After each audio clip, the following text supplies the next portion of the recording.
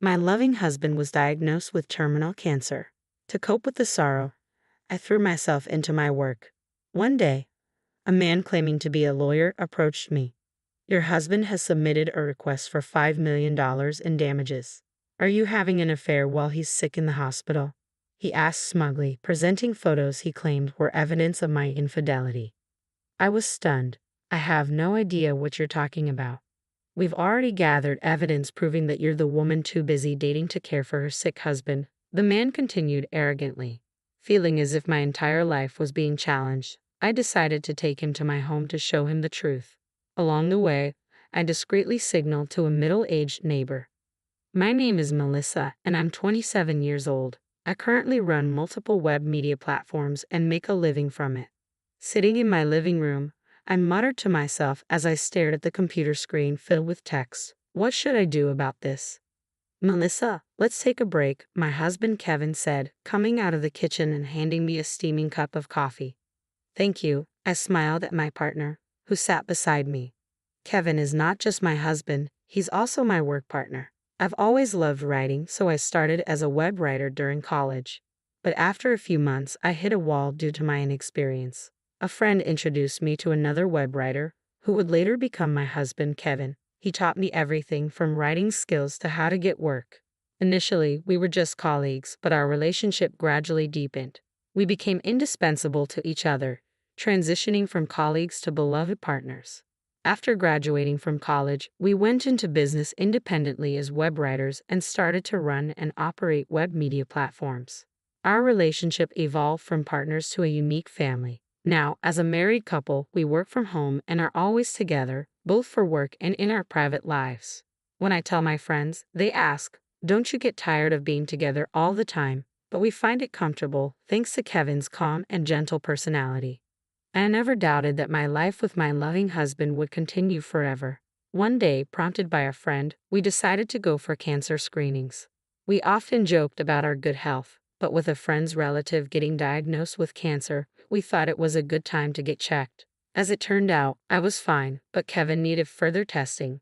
By this point, a sense of unease had already set in. Kevin kept saying, "I'm fine, nothing's going to be wrong," Kevin reassured me, but I couldn't shake off my worry. Then the detailed test results came back. Kevin had cancer. Moreover, the doctor told us it was at an advanced stage because it was detected late. I collapsed right there and then. Kevin had cancer and it was advanced. We'd had yearly checkups and nothing had ever seemed off. Sure, he had some cold-like symptoms once in a while, but Kevin always said, "I can work from home," and never really went to the doctor. If only I had noticed something back then. If only I had forced him to go to the doctor. Regrets kept flooding my mind, but then the overwhelming fear that he was going to be gone hit me, and I couldn't think of anything else. Kevin was admitted to the hospital immediately, and I visited him every day during my work breaks. When I came to see him, Kevin always greeted me with his calm smile. He would even happily ask about the progress of our work that we both put so much effort into.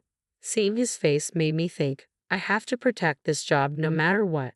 And even as I wiped away tears, I kept working. But every time I let my guard down, the fear that Kevin might be gone consumed me. To distract myself from the sorrow, I took on a part-time job at a nearby supermarket in addition to our web media work. Days went by like this, and a little time passed. As usual, I visited Kevin in the hospital, finished my shift at the supermarket, and was on my way home. When I get home, I need to do the web work and also clean the house, I thought, planning out my next tasks. Suddenly, the world in front of me started spinning, and I sat down in a panic. What's happening? I feel sick, I wondered. My vision continued to spin, and cold sweat wouldn't stop. Feeling helpless, I sat there, and suddenly I heard a surprise, "Huh?" A concerned person was hurriedly approaching. A gentle hand was placed on my slumped shoulder, and a kind voice asked, "Are you all right?" Looking up, I saw an unfamiliar middle-aged woman looking at me with concern. "I'm feeling a bit unwell, but I'll be okay," I tried to assure her. I mumbled, trying to stand up despite my spinning vision, but the woman who caught me said, "Come this way." She almost dragged me along to some place. We arrived at a familiar suburban house. "Where is this?" I asked, gazing vaguely at the house. "This is my home. Rest here for a while," she said, taking my hand and leading me inside. Despite it being our first meeting, her warm hand oddly comforted me. and I followed her in. We sat in the living room sipping water, and then she encouraged me to lie down on the sofa. Even as I closed my eyes and took a deep breath, she wet a towel in cold water, wrung it out, and placed it on my forehead.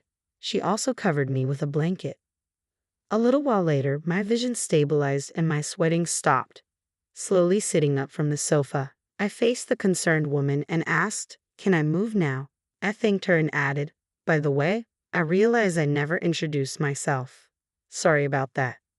Upon hearing this, the woman smiled with relief and introduced herself as well. Her name was Laura, and she lived here with her husband. I began to say, "I also have a husband," but an image of Kevin lying in bed interrupted me. Noticing my hesitation, Laura said, "It's okay if it's hard to talk about it," and asked why I was sitting on the side of the road.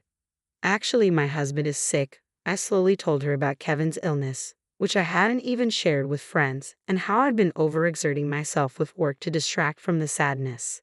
Laura held me tightly as I choked up and finally shed tears.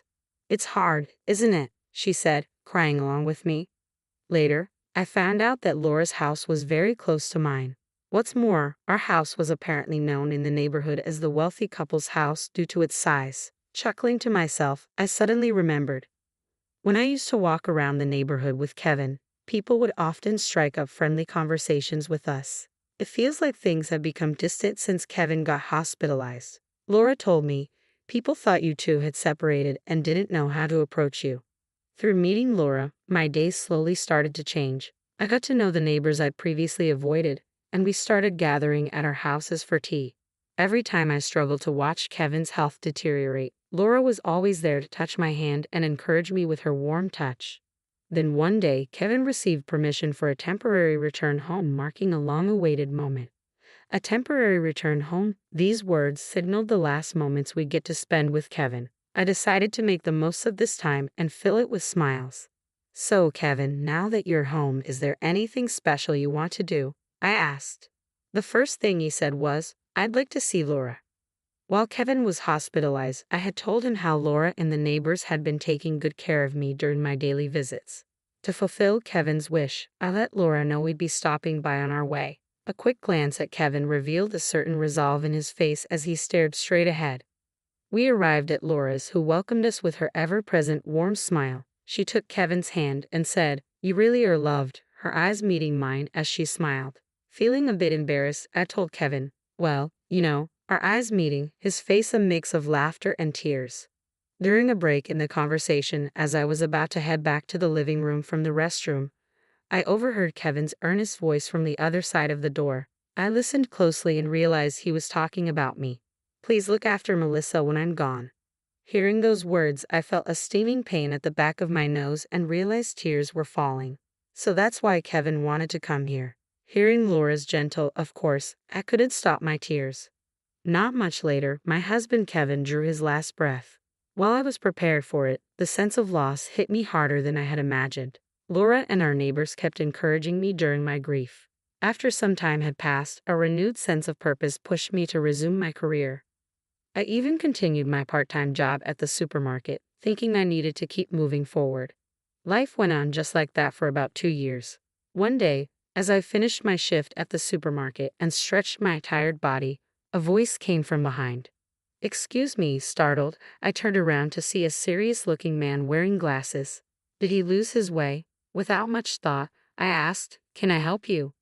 Clearing his throat, the man smiled softly and spoke, "I apologize for the sudden intrusion. I'm a lawyer. You're Melissa, correct? May I speak with you?" A lawyer? What could he possibly want with me? Though I was puzzled, I agreed to listen. "Sure. You see, your late husband Kevin has left you a settlement of $5 million. I was surprised when the man mentioned Kevin's name, and even more startling was the word settlement, almost causing me to drop the bag I was holding. "What? No, there must be some mistake. Ma'am, we have all the evidence. While your husband was in the hospital, you've been having an affair, haven't you?" The man smirked and pulled out his smartphone, showing me a photo. "What is this?" The photo showed a man and a woman, arms linked, walking away from the camera. I had to admit, the woman in the photo bore a slight resemblance to me, but it was definitely a case of mistaken identity. That's not me, and I don't know that man. Besides, my husband passed away 2 years ago. I laid out the facts and was about to walk away when the man suddenly raised his voice to stop me. Lies about him being dead won't work. We already know you've been dating around while neglecting your sick husband. I was stunned. I remembered the days when I was rushing to Kevin's hospital every day and working nonstop. What could this guy possibly know about me? I wondered. Isn't it common sense for a real lawyer to offer a business card? Shouldn't he have notified me through documents or a phone call rather than meeting me in person? I shook my tired head and stared at the man. He wasn't going to back down. Realizing we wouldn't reach a conclusion, I decided it would be quicker to just show him. Please come this way, I said, inviting the man into my home. In hindsight, it was a bold move, but I felt emotionally charged, like he was negating my entire life. As I walked home with the man, I crossed paths with Laura, who was holding the shopping bag. Laura looked surprised but understood something when I raised my palm. She acknowledged and returned the gesture. I opened the front door and ushered the man inside. Clearly thinking he'd successfully manipulated me, the man enthusiastically said, "Let's discuss the paperwork inside." Ignoring him, I led the way to a certain room. "Please come in," I said. It was a room with a memorial altar, pictures of a smiling Kevin from when he was healthy displayed on it. "Wait, he really is dead," the man said, his face pale.